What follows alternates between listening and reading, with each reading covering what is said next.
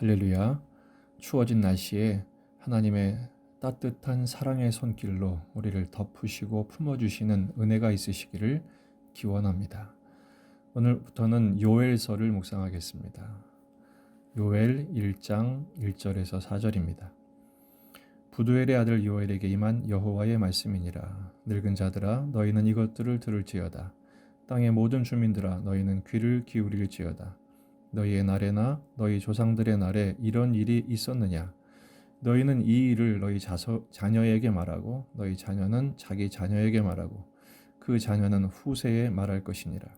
팥중이가 남긴 것을 메뚜기가 먹고 메뚜기가 남긴 것을 느치가 먹고 느치가 남긴 것을 황충이 먹었도다. 아멘. 본문에 계시된 주님은 어떤 분이신가? 재앙을 통해 교훈하시고 계신 분이십니다. 요엘서는 요엘이 기록한 말씀이죠. 여호와가 하나님이시다라는 뜻입니다. 다시 말해 요엘서는 그의 이름처럼 여호와의 말씀을 들으라라는 교훈을 담고 있습니다. 요엘서의 배경은 메뚜기 재앙입니다. 인간에 의한 자연 파괴와 생태계의 교란으로 엄청난 재난을 불러일으키게 된 것이죠. 한편으로는 묵시문학에서는 메뚜기 재앙을 예고된 여호와의 날에 대한 역사적인 시련으로 보고 있습니다. 하나님의 백성들도 이 재앙과 심판에서 예외일 수 없다. 따라서 회개하라라고 촉구하고 있는 것이죠. 특별히 2절에 늙은 자들아 이렇게 시작합니다. 노인들이죠. 나이만 노인이 아니라 가르치고 본을 보여야 할 사명을 가진 사람들을 통칭하고 있는 것입니다. 어떤 사명입니까?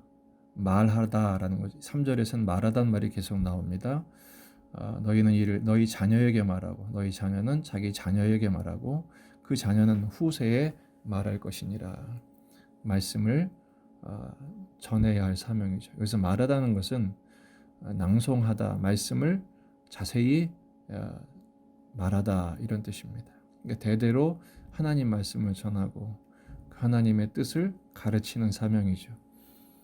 그래서 신명기 6장 4절 이스라엘아 들으라 우리 하나님 여호와는 오직 유일한 여호와이시니 너는 마음을 다하고 뜻을 다하고 힘을 다하여 내 하나님 여호와를 사랑하라. 오늘 내가 네게 명하는 이 말씀을 너는 마음에 새기고 이렇게 하나님 말씀을 가르쳐야 할 사명이 있습니다. 하지만 어느 순간부터 이스라엘 백성들은 하나님의 말씀을 전수하는 일에 실패하고 맙니다. 그래서 사사기를 보면 믿음의 다음 세대가 아니라 다른 세대가 발생하고 만 것이죠. 이런 일이 일어난다고 말씀하고 있습니다. 어떤 일이냐 하면 바로 메뚜기 재앙이 일어납니다.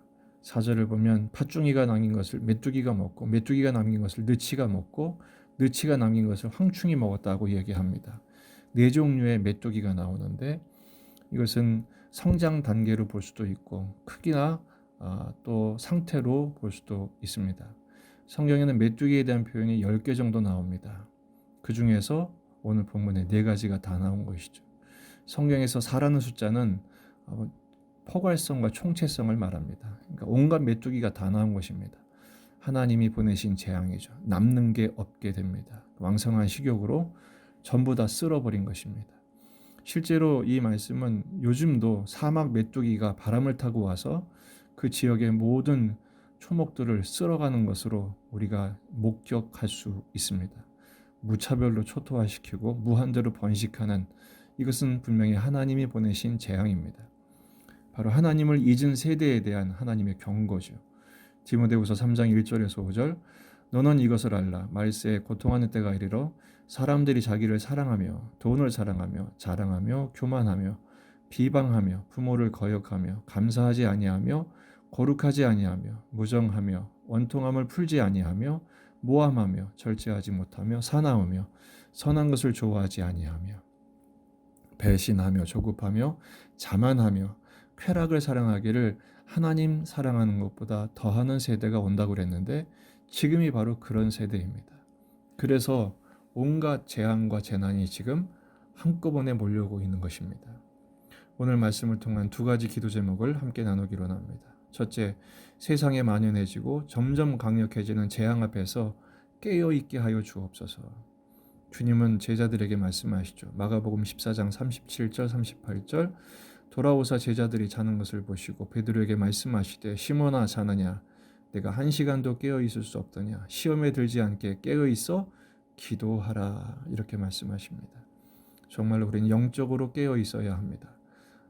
오늘 깨어 있는 한 날이 되길 바랍니다. 말씀과 기도로 깨어 있으십시다. 두 번째, 우리의 믿음의 자녀들, 믿음의 다음 세대에게 하나님의 말씀을 전하는 사명을 감당하게 하소서. 우리 자녀들이 사사시대의 다른 세대, 돌변 세대가 아니라 하나님의 말씀 앞에 신실한 믿음의 세대로 일어날 수 있도록 기도하십시다. 우리 자녀들을 위해, 우리 교회 주일학교를 위해서 기도하는 사명을 감당하며 이 마지막 시대에 깨어있는, 종말론적으로 깨어 주님 오실 그날을 대비하고 말씀 전하는 사명을 감당하는 복된 한 주간이 되시기를 주의 이름으로 축복합니다.